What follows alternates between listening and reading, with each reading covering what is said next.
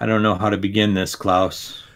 You ever notice how the Turbografx is the worst system?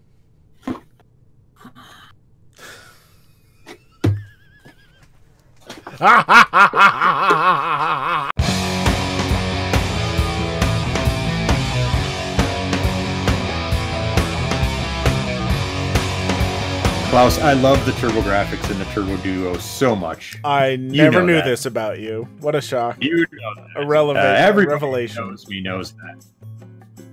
Yeah. Everybody who knows me knows how much I love that goddamn thing.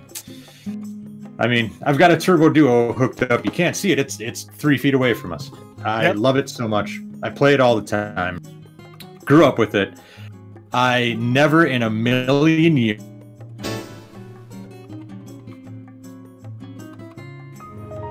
Continue? Yeah, why not? What the hell was that? I don't remember.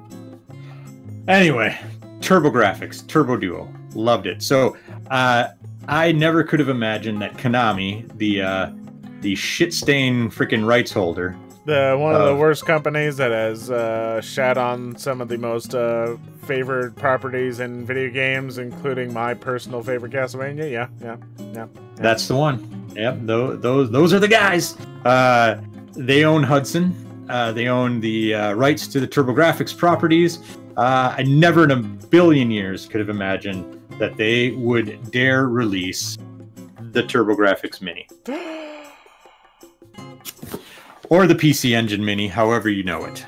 I was a Turbografx guy. I wasn't a big importer back in the day, so Turbografx 16. So the trick about this right now is, as of this recording, you can't get the Turbografx Mini in the United States because of this whole coronavirus mess we got going on. Yeah! It was supposed to be released in mid-March. It was delayed indefinitely because of, production issues and whatnot. So I had pre-ordered this when it was announced way back in like July or August of 2019. But I got tired of waiting. I wasn't going to wait. I ordered it from Amazon Japan. Oh my god. Because that's how I do. Yeah. Mouse. And fucking easy as hell to sign up for a Amazon Japan account. Like, holy crap. I ordered this thing less than a week ago. Jesus. Showed up on my doorstep today. Now that's Prime. Damn. Holy shit, yeah. Jesus. That is fat. Literally, when I was looking at Amazon today to reorder the person, I get a very nice pine tar soap from Amazon. And they were fucking telling me it'd be like 2 goddamn weeks or so to get that shit. You take your time on that pine tar soap. Yeah, I got my Turbografx Mini from the other side of the planet. So, man, okay. Now I've just kind of fanboyed out about the Turbografx and how much I love it. Yeah. So I'm gonna make a statement that may sound like a fanboy statement. Maybe there's a tinge of that in there, but I think that of these novel little mini consoles that have come out, this is the only one that I can call like an essential purchase. Really? For someone who's into classic games. Here's why. Because the Super Nintendo Classic, outside of Star Fox 2, you can get all those games just about anywhere, right? They're readily available. People have played them. People know them. People love them, right? Genesis Mini, kind of the same thing. They've got the Mega Man Wily Wars. They've got that Tetris thing on there, I think. Other than that, kind of, you know the games. You can get them. They're readily available. Same with the NES Classic. The less we say about the PS1 Classic, the better, because... the Neo Geo things out there. But, you can get SNK collections everywhere, right? And they're constantly releasing those. Even like on Switch now, there's a whole pile of them. These Turbografx and PC Engine games, hardly anybody's played these, like in the grand scheme of things, like relatively speaking. There aren't many people out there who are like, oh yeah, I totally know what Paris All Stars is. Yeah. Like, fuck no, they don't know that shit. And there are even fewer people who are like, oh, I love playing Sapphire and Spriggan Mark II. I love playing Aldines on the Super Graphics. Fucking nobody's saying that shit. So what we have here is like 50 plus, and you can't really 50 plus games. Wow, that's a lot for those, especially for a thing like that. Like, either of the Nintendo ones did not offer up that many games either, so no, that's an impressive number. Now, there's an asterisk behind that. There are 50 plus games. I say 50 plus games because some of these games are doubles. So they'll have the Japanese version and the US version on here. That's and bullshit. Frankly, some of these versions are in Japanese and they're goddamn unplayable. Like, you're not playing Hideo Kojima's Snatcher in Japanese, right? Probably not. Unless you're fluent. We got a couple like adventure and RPG games here that are in Japanese.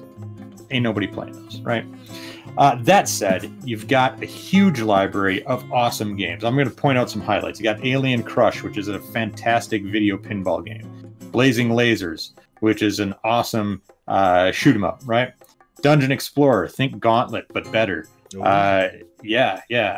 got, let's see what else. Splatterhouse, which is like a classic gore fest arcade game. Ys Book 1 and 2, which everybody knows is like this is the definitive version of the old school Ys Book 1 and 2. Oh, I love some of those games.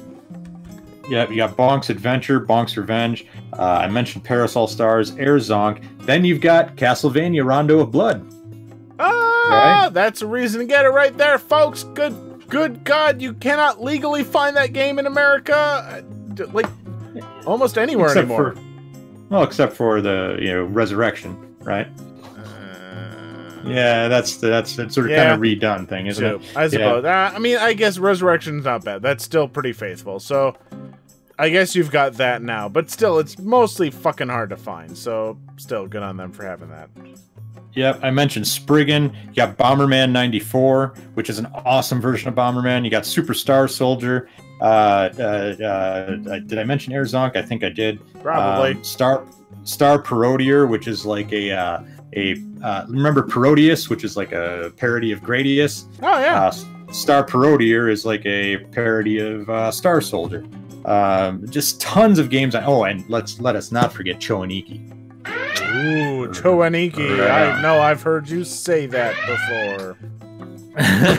So anyway, tons of great games, and the emulation, the thing was done by M2, who, everybody knows as like just rock stars in the whole remake, kind of reissue game. They did the Sega Genesis Mini that just came out.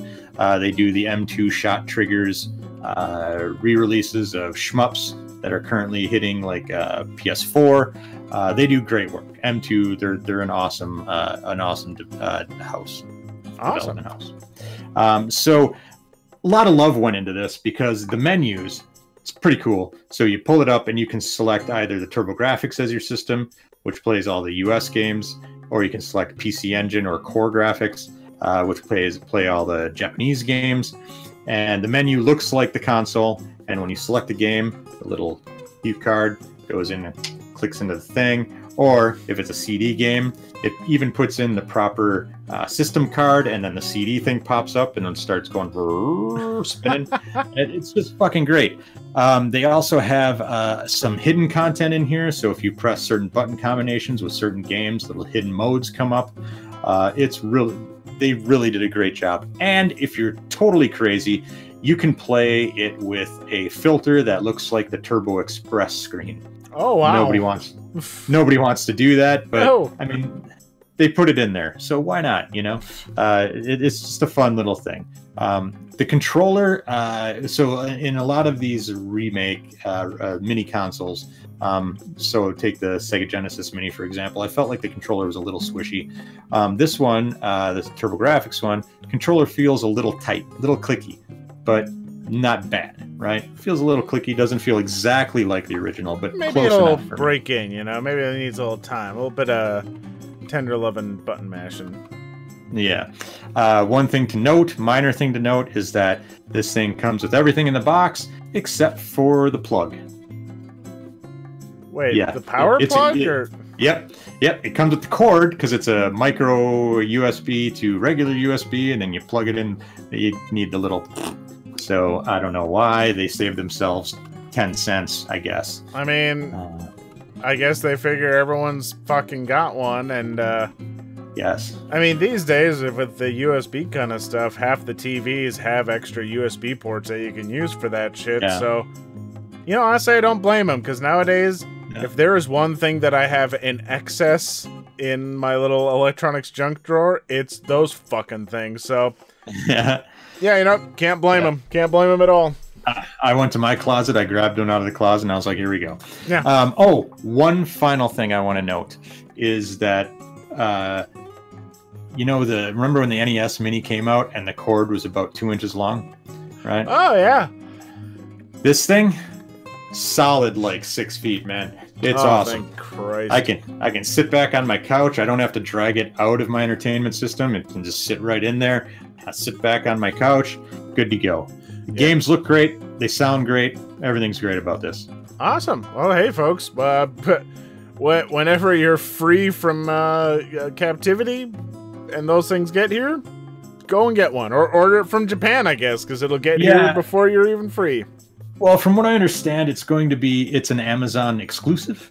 Oh. So, yeah, so, I mean, with the moment it's available, go ahead and get yourself one on Amazon US. Otherwise, signing up for an Amazon Japan account takes no time. I signed up for an account and got it ordered in less than 5 minutes. Jeez, nice. Super easy. Yeah, and then it was here in less than a week. So, and it only cost, I think, like $6 more in shipping than it would have through Amazon US. It was nuts. And I know, like I said, I'm a super big Turbografx fanboy, but I couldn't be happier at how well this turned out. So if this was like a piece of shit, like some of those old Atari flashbacks or Genesis consoles that used to come out, I would have said so. Yeah. It's not. It's really well done. Really, really well done. Oh, yeah. So, all right. Fucking A. Woo!